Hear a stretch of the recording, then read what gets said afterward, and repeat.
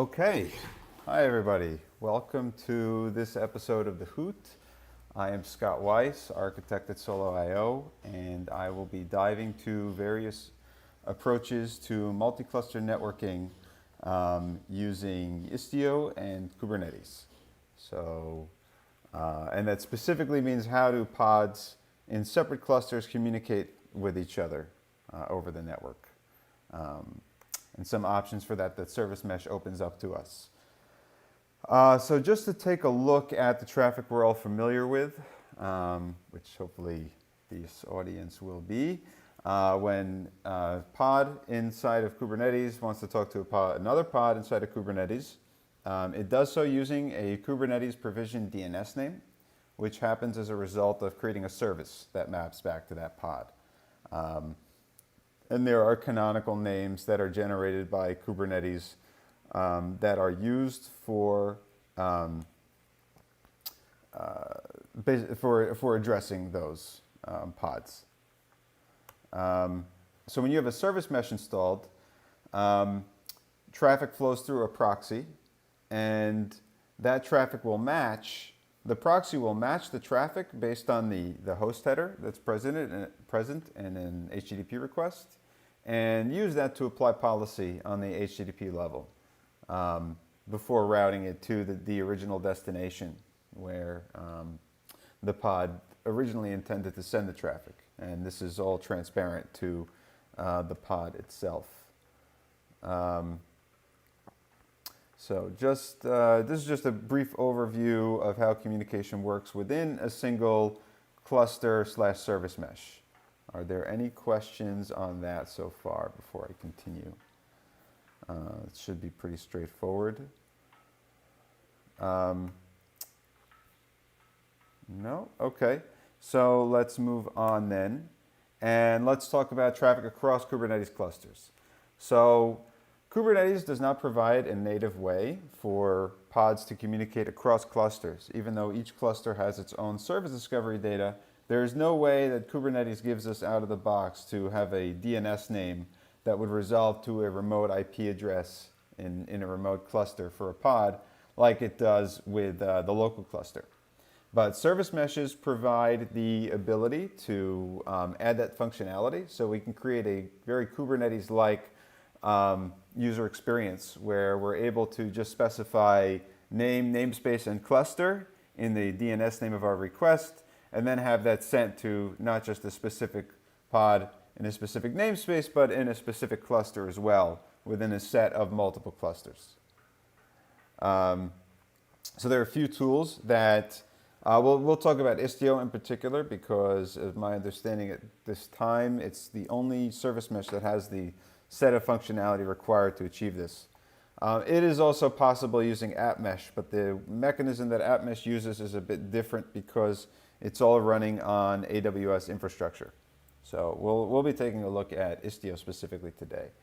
It is also possible to do through the use of CNI plugins such as Cilium, but this talk is not going to go into that because we're focusing on things that you can run on, let's say, vanilla Kubernetes, or Kubernetes that just has a components installed on top of it. I do believe that Cilium has support for overlay network, but we're still not going to get into this right now. So the tools that a service mesh gives us, one is the ability to extend DNS. This allows us to generate new addresses for services running in remote clusters. Another one is egress and ingress. By giving us the ability to control how traffic gets sent transparently to the pod, we can take traffic that's sent for a virtual domain name or DNS name that we created and pass it through an egress and ingress, which allows us to route traffic between partitioned networks or segmented networks, as well as establishing and maintaining trust across trust domains. And I'll provide a little bit more of what that means in the following slide. And then the last piece is endpoint discovery, because the mesh provides a centralized place where all endpoint data can be placed. It's possible to load into Istio, for example, the IPs of all pods across multiple clusters and give Istio the ability to load balance between them. So these are the building blocks that can be used to create this multi-cluster, cross-cluster traffic. At Solo, we use the term federation for this. It's the name of the feature, as we call it in our project Gloo Mesh, which provides this functionality through the use of a high-level CRD. But we're going to talk more about implementation here. So really the only solutions that are available today, to my knowledge, in the ecosystem are either using Istio natively, and Istio has its own primitives and built-in tooling for enabling multi-cluster scenario, although we'll get into how that works. There's a project from Intuit called Admiral, which specifically addresses this use case, where it uses service entries in Kubernetes to create DNS names, as well as ingresses on each cluster to allow traffic to be routed via the service entry to the remote gateway and then into the local cluster that gateway is serving. There are certain opinionated assumptions that the Admiral model takes, but the architecture is very similar to what we do in Gloo Mesh as well. Gloo Mesh also provides actually several different reference architectures depending on whether the network is segmented and whether the user wants to share trust, which means sharing root certificates across clusters, or limited trust, which enables clusters to communicate by terminating their local TLS, originating a new TLS connection on the outbound, and then terminating that TLS on the outbound, and then originating a mesh local trust. And I can show what that means in a follow-up. But the overall idea is that the way Istio is working is Istio is EDS based. So what does that mean? What Istio does is it says, okay, you're going to load into me all of the endpoint data from every cluster. And so if you have multiple Istio control planes running, you're going to load, basically connect each Istio control plane to each API server, Kubernetes API server from each cluster, and it's going to start a watches on the endpoints from that cluster. And so we're going to aggregate all of the endpoint data of all our services in all our clusters in every Istio-D deployment. And Istio-D can then take that data and aggregate endpoints for a service. So the way it works is, let's say I have a service named foo, and that service exists in cluster 1, cluster 2, in the namespace bar. Well, what Istio will do is Istio will look at that service that has the same name and the same namespace in 2 clusters and treat it as a single identity and group the endpoints together. And now when requests are sent from either cluster to that foo.bar.service.cluster.local endpoint, they will be routed to the whole set of endpoints. So we can load balance between cluster 1 and cluster 2 for this same service that appears twice. This has some advantages and some drawbacks. The main advantage is that this allows services to transparently talk to each other on the same DNS names that they are already configured with. We don't need to create new DNS names and then configure our services to talk to those names because it's all happening under the hood. It requires no additional configuration, just some installation steps in order to support this architecture.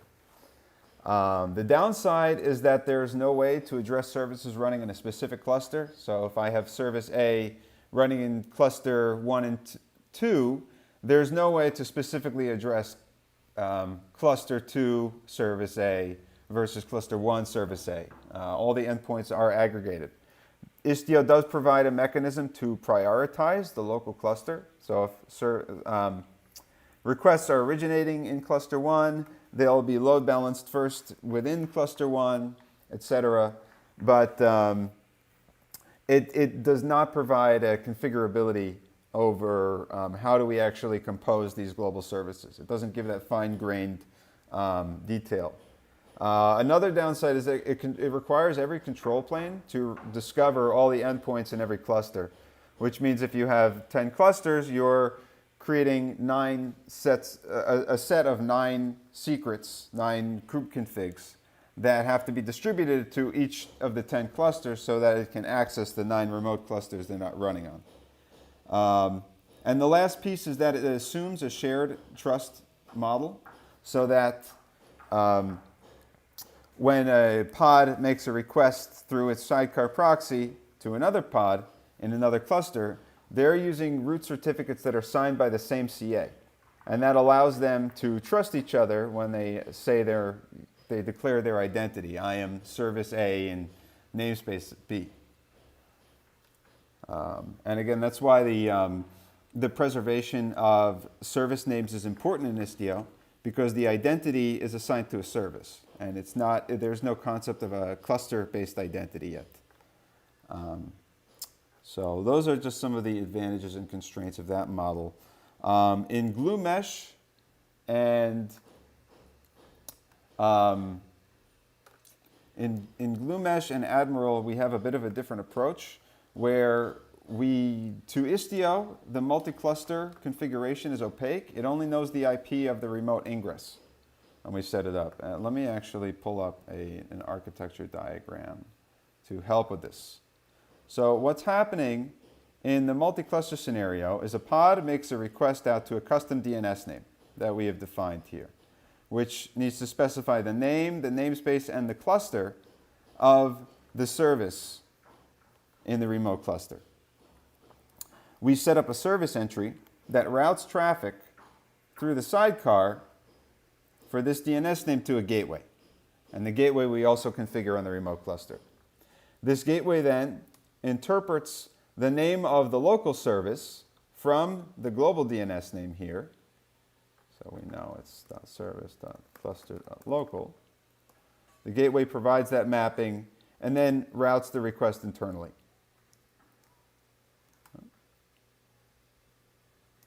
Okay. So let me go back to my slide here. So there are a few advantages to this. One is that allows us to do fine-grained control of the services being addressed. So we can select not only by name and namespace, but by cluster as well. I apologize here. These slides are admittedly still in progress here. So let's, I'll have these slides cleaned up and able to be presented on the Hoot repository later today. This obviates the need to share cluster credentials with Istio in each cluster. There's still the need to have one control plane that has access to the remote API servers, but Gloo Mesh takes some interesting approaches on how to do this in a secure way without getting too much into the details here. But the point is that Istio has less responsibility and less knowledge. The downside is that it requires the management of more CRDs. So every unique DNS name we create must be given a service entry that correlates with it.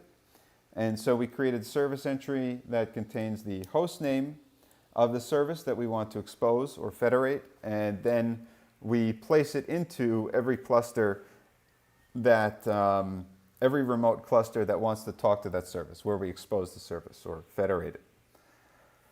The next thing that we do is, depending on the trust model, we may set up a gateway that does TLS pass-through. It just passes through the connection to the back end.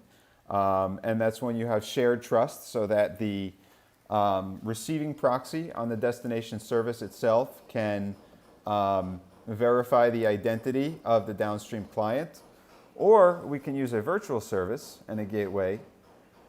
This is currently only working for HTTPS, but we can actually terminate the trust domain between the local service and the local egress The egress then establishes an intermediary trust between itself and the remote ingress. And then the ingress will finally terminate that intermediary trust and then secure the traffic from itself to the destination pod using the trust domain that is local to that remote cluster. So this gives us much more flexibility in terms of the different models that it supports. Additional downside or pain point, depending on how you look at it, is that additional configuration is required in order to apply policy because we're creating new DNS names.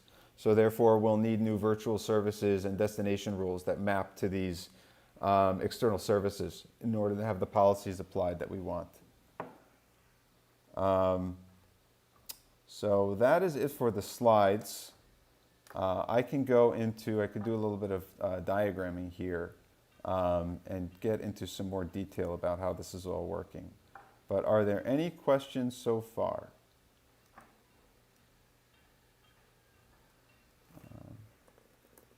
Let me just check.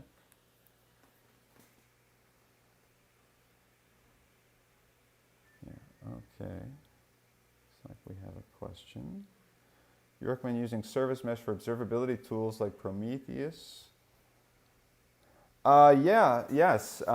It's a little bit of a tangential topic, but tools like Prometheus, Thanos, I'm not sure I understand this.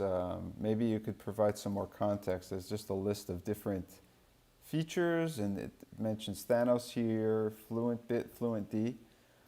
In general, Service Mesh produces a tremendous amount of data that can be used to inform a system like Prometheus. So you have all of these sidecars here, as well as your gateway. All your proxies are generating data, which can then be scraped by Prometheus, Thanos type of solution. And this can become a part of a company's monitoring stack. This is also something that Gloo Mesh we are currently working on, providing first-class support for some of these third-party tools. Essentially here, you're feeding metrics, or the mesh allows you to set up a scenario where you are feeding metrics into a time series database, and then you can run queries on that data.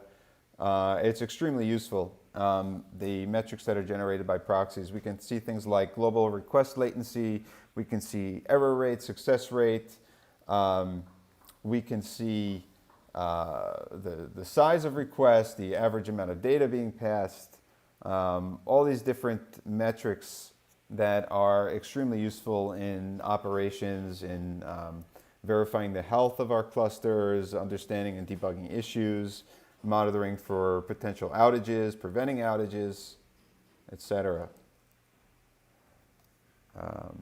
Does that hopefully answer the question? See if I have any other questions here. Sure. Thank you, Lucas.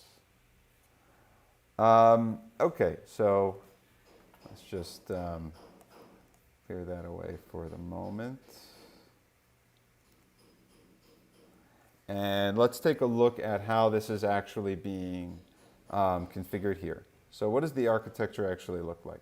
So we have an Istio in one cluster, and we have an Istio in another cluster. And they don't actually know about each other. And so I have a service here, or let's call it a pod, or a workload.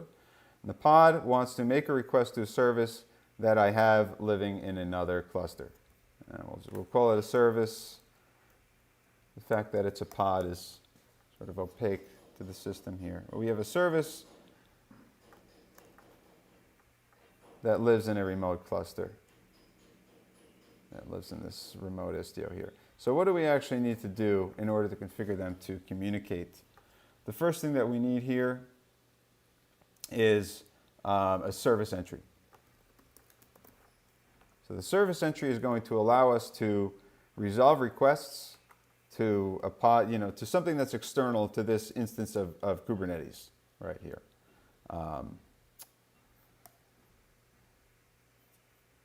So let's go ahead and say this will be, it's going to be a custom DNS. We'll just call it service2.istio2. This is a logical representation of this service living in this cluster. It would be more like this. It would be service2, the namespace 2, the cluster 2. This is the information that needs to be encoded in this DNS name here. And then what the underlying system does is it actually routes it to a gateway here. Now, depending on which trust model you have, that gateway may be configured as a TLS pass-through. In that case,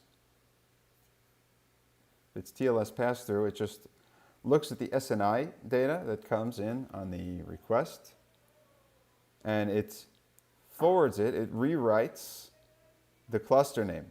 So it rewrites it to something that we have locally, which is like namespace.service.cluster.local. And now this gateway knows how to resolve that name because it's in the Kubernetes DNS, and Istio knows the endpoints for it. And we use an Envoy filter to create that rewrite. I won't go into the details of the limited trust here because it's a bit more complex, but essentially what we do is the service entry, instead of pointing to a remote gateway, we actually have an egress gateway here. The service entry resolves traffic to the egress gateway. The egress gateway then transforms the trust domain, which then goes to and sends traffic to the remote gateway, which can then terminate that trust domain and initiate a third trust domain to the local service, or initiate the trust domain that Istio knows about. And so we have a custom trust domain, intermediary trust domain that we use to connect the egress and the ingress of these two clusters. So that gives basically an overview of how it's working architecturally. I would like to wrap this up with a demo so we can see if that works. No promises. Oh, wait, let's see. Is it the Prometheus script? I'm asking if it is okay to use a service mesh for sending white box traffic through service mesh. Is it okay for sending white box traffic? Are you saying that you want to route the traffic for metrics logs through the mesh itself? So for example, we want to do Prometheus scraping. We want Prometheus to have a sidecar and then scrapes through the sidecars to the application itself. I'm not 100% sure I understand the question. I'm sorry, maybe you can provide some more context there. Let's see another. With the Istio implementation, will require a sidecar filter to rewrite the host? No. So let me explain how the Istio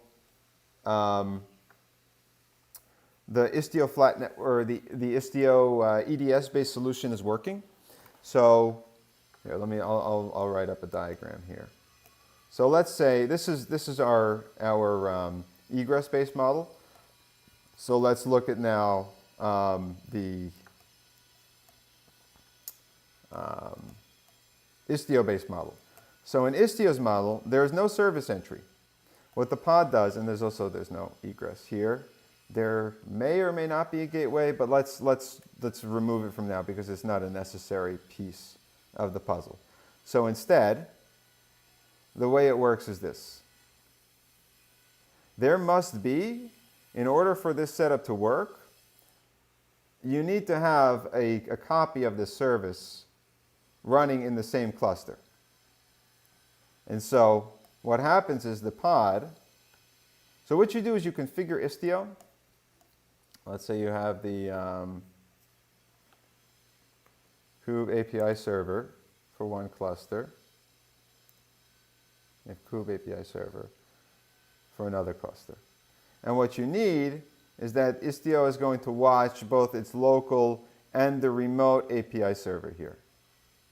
And both Istios here are going to set up watches. And what they're going to do with that, let me clean this up. What they do with those watches is when the list of IPs gets generated for, it gets passed to Envoy for this, it's going to have like IP in cluster 1, and it's going to also have the IP from cluster 2.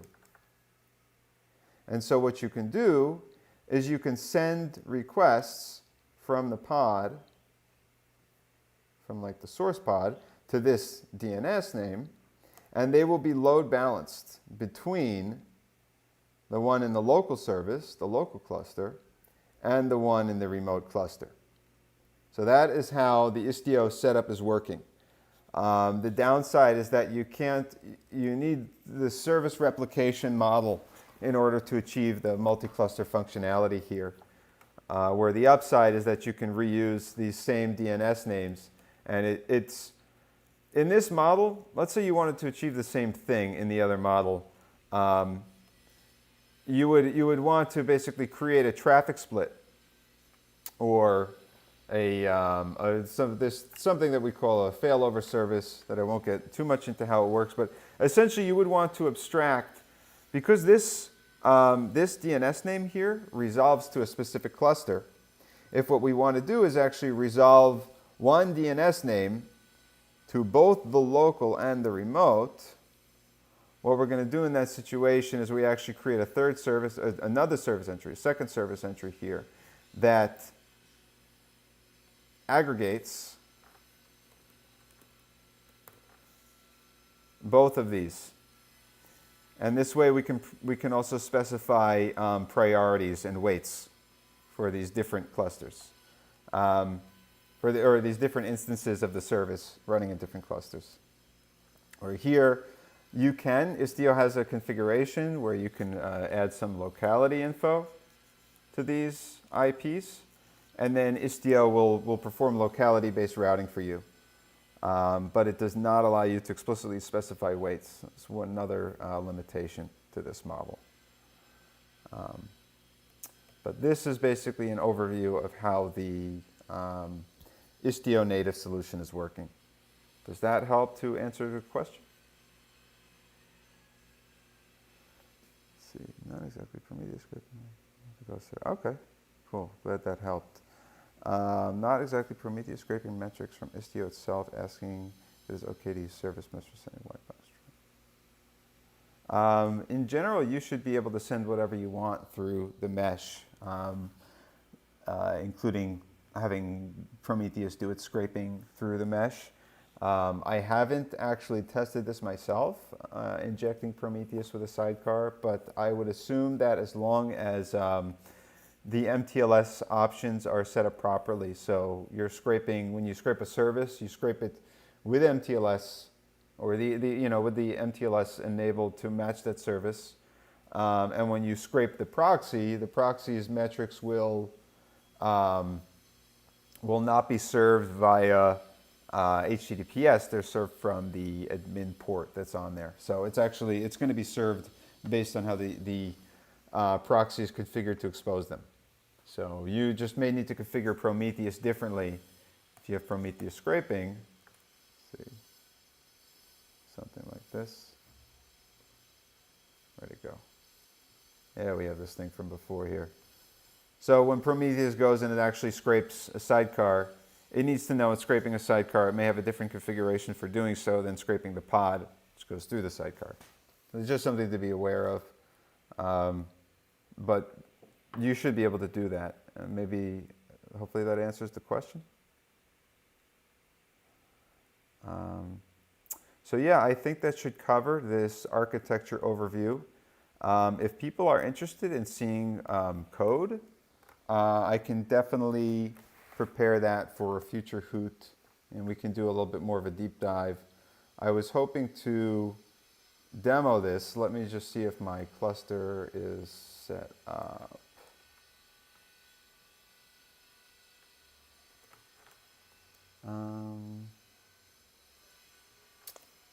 All right, so what I will do is I will do a live demo here. Let me just turn on iTerm, okay. So just to show you, I have two kind clusters running, a management cluster and a remote cluster. Let's see what we have running here. So I have some pods. I really just have nothing installed. I'm going to do a very quick, I'm going to run a script that's going to set up my cluster rather quickly. Just give me a minute here. So we're going to install Istio and the book info application, as well as Gloo Mesh. So that will just take me a minute here. And I apologize for the delay. And we'll see Gloo Mesh will automate for us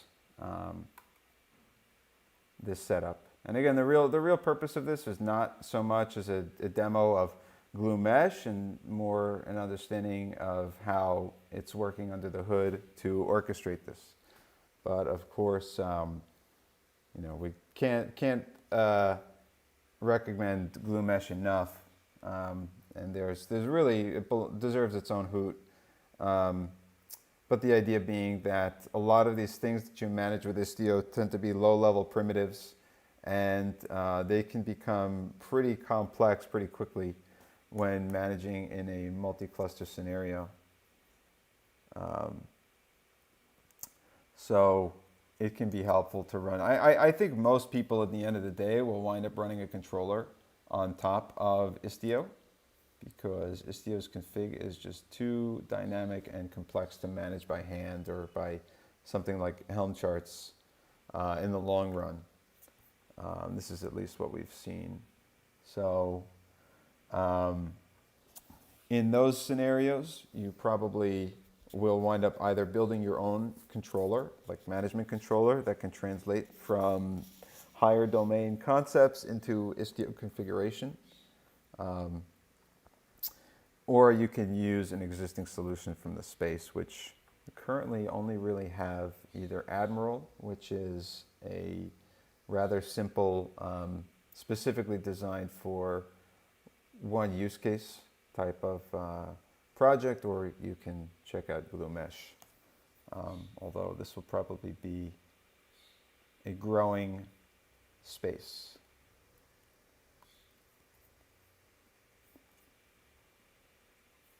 What's going on here?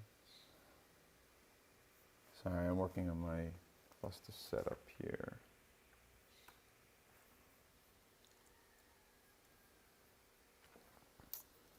I apologize for the delay. Just bear with me 1 second.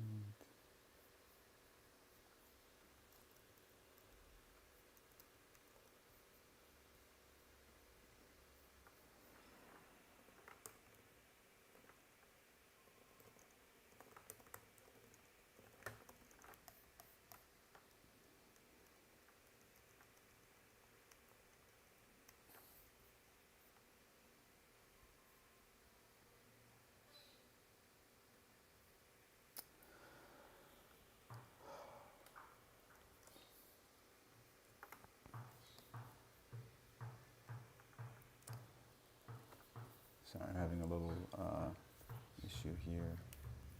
Maybe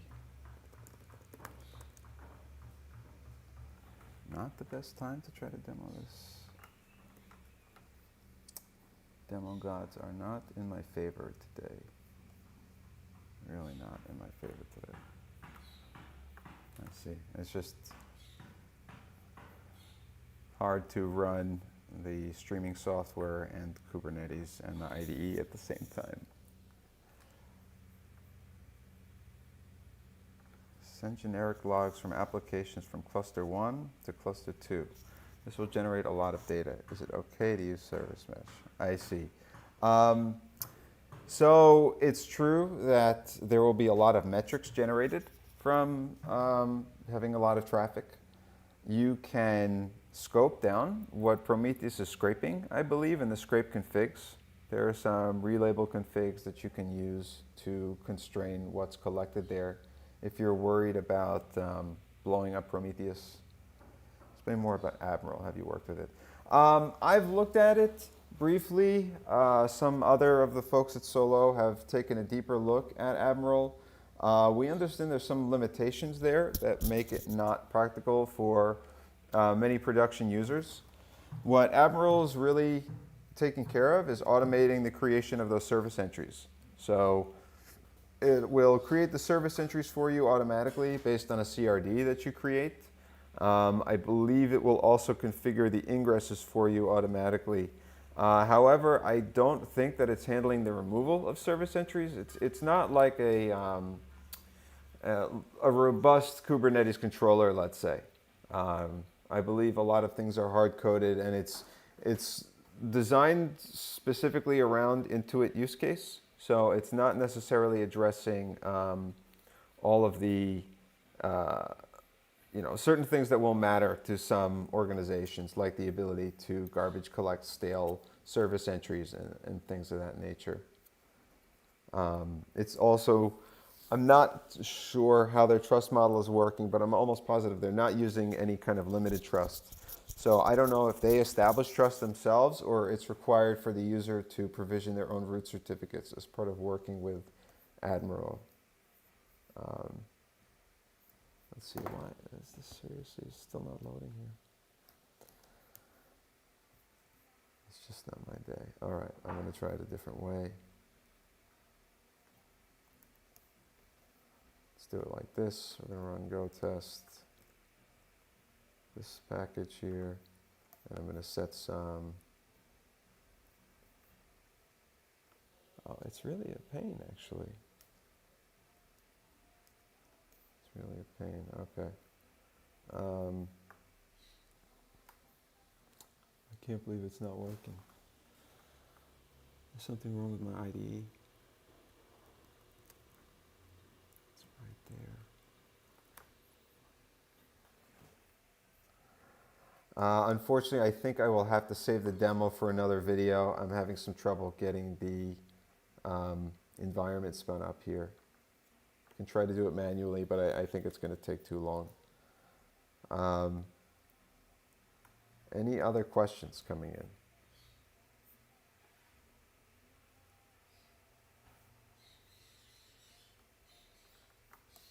Let's see. So Gloo would be a more configurable option. Yes, Gloo is definitely going to have more options. It's really built as a robust multi-mesh management plane. So it's designed to address all these use cases, various deployment scenarios, using certificate authorities that are signed by, not using self-signed certificates, things like that. The requirements of a production cluster, production environment in large enterprise or small. So I would definitely recommend checking that out, and we're very active on the Slack and supporting it. And the solution is open source with an enterprise distro. So I would highly recommend checking that out. We should really do a Hoot on it. Although there are webinars and demos out there that you can check out that we already have. The Hoot is more designed to be a community-facing deep dive without going too much into our own tooling that our own product line. But it's definitely helpful as an example of how to establish a multi-cluster connectivity. Any other questions? And I promise there will be a follow-up demo. Actually, there are demos that you can get for Federation already, and I'll make sure to link those on the GitHub as well as provide them in any social media where this is linked.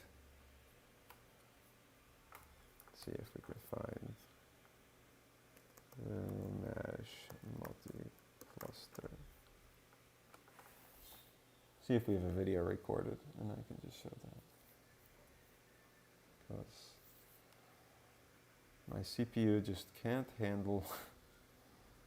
Need a new Mac. Where are the new Macs? All right.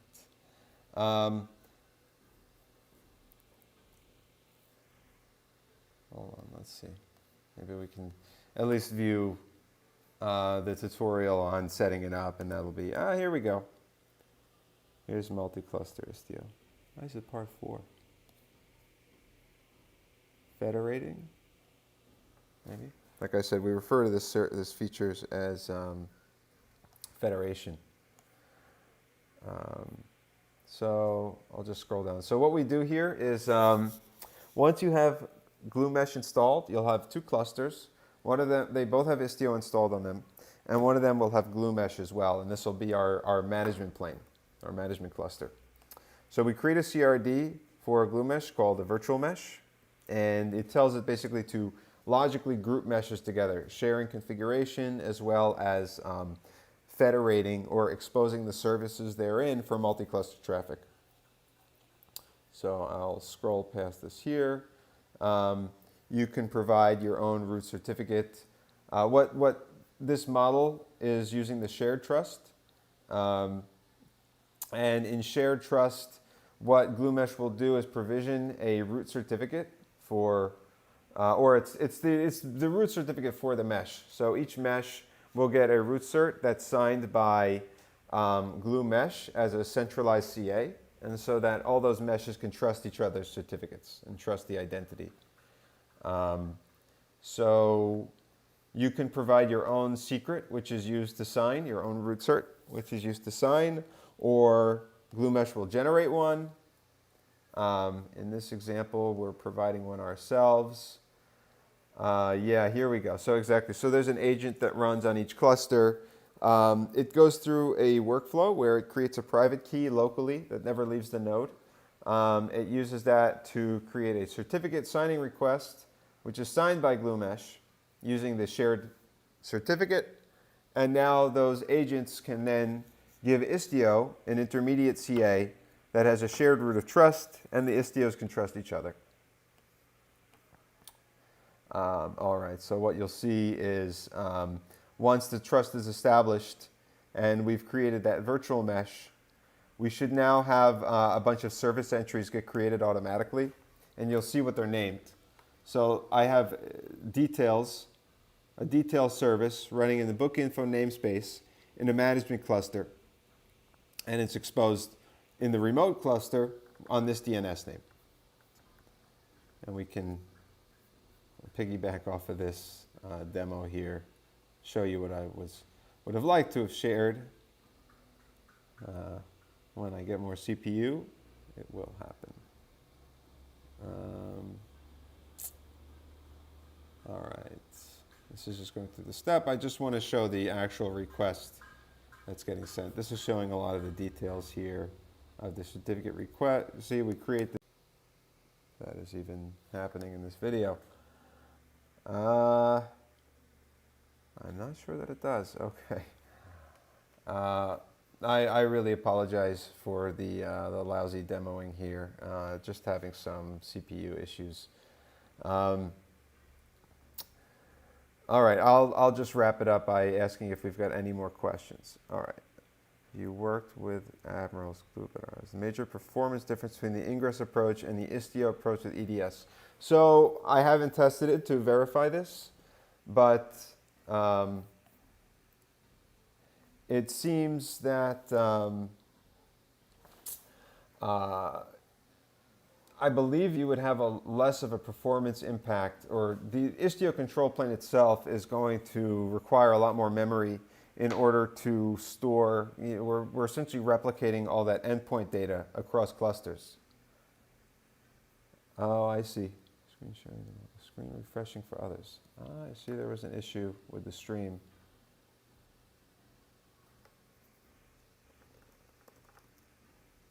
Terribly sorry about that.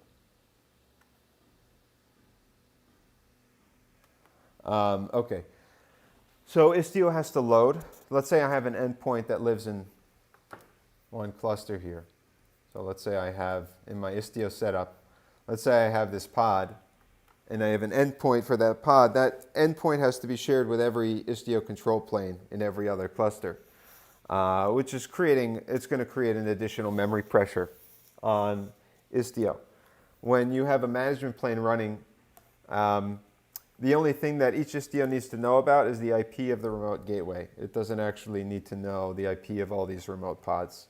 So each Istio only needs to know about its own local services, and we manage from above. But again, I haven't actually tested performance. As far as the performance of the traffic itself, it should not be, there really shouldn't be a difference because the request is going on the same path ultimately. Either the request will go through, if we're just talking about a shared trust model, which is the only thing Istio supports today, the pod will go through, either it'll go through a remote gateway if the network is segmented, and then to the pod, or it'll go directly to the pod if the network is flat. And Gloo Mesh actually supports both a flat network as well as a segmented model. It'll also bypass the gateway if you're on a flat network. So in terms of the actual latency of the request, it should be the same number of hops. I believe the only difference is the actual memory pressure that's going to be placed on the proxies and the control plane, because they need to be loaded with more data. So right, it's not just the control plane, it's also the proxies that have to be made aware of all these additional IPs. Does that answer the question?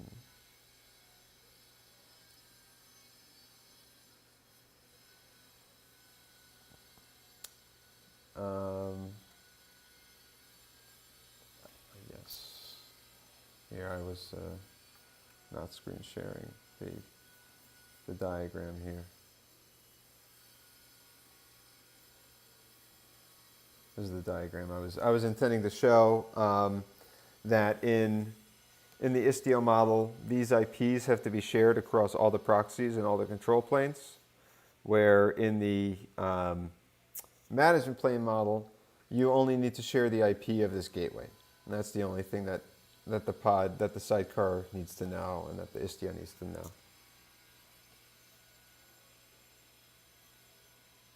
Does that answer your question? So I think that about wraps it up. Again, I'm really sorry about the demo. Having some CPU issues lately. I will definitely have a demo up and linked for anyone who's interested to follow up on. Okay. Well, if that is it then, no more questions, then thank you guys so much for checking this out. Really appreciate the feedback and the community that we're building here.